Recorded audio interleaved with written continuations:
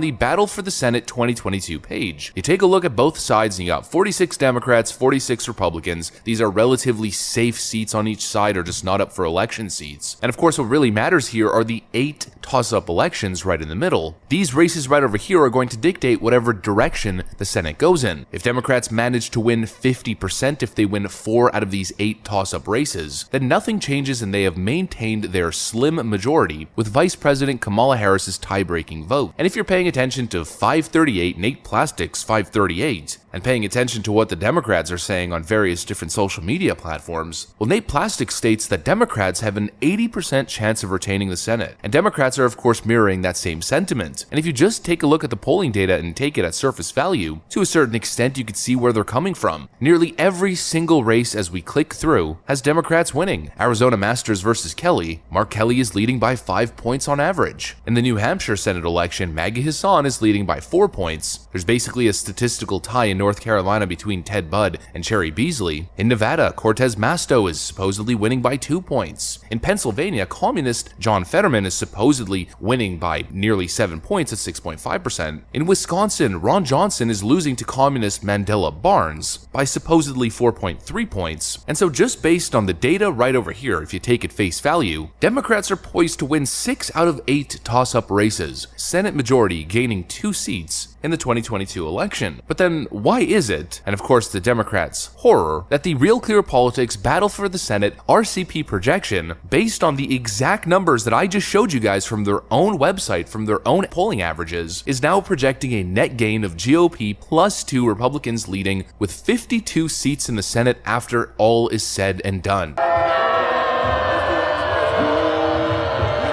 So even Real Clear Politics, with all of the data suggesting a Democrat win, they're making a projection accounting for much more than just the numbers. They're using historical trends, voter enthusiasm, probably Joe Biden's presidency, undecided voter split, independent support, and most important issues to the voters ahead of 2022, and they're coming up with this projection right over here, expecting Republicans to overperform in almost every single state. They're projecting that Cortez Masto is going to lose in Nevada. They're projecting that Mehmet Oz is going to beat communist John Fetterman, that Ron Johnson is going to win in Wisconsin, that Cortez Masto is going to win in Nevada, and Herschel Walker is going to win in Georgia, along with J.D. Vance carrying his state in North Carolina, of course, staying red. And Democrats, of course, are really struggling with this, but there's not much to struggle with. Do you seriously think Mandela Barnes is going to win in Wisconsin? That incumbent Republican Senator Ron Johnson is going to lose to Mandela Barnes, one of the most extreme left-wing politicians currently running? I mean, just take a look at some of this guy's crazy left-wing stance.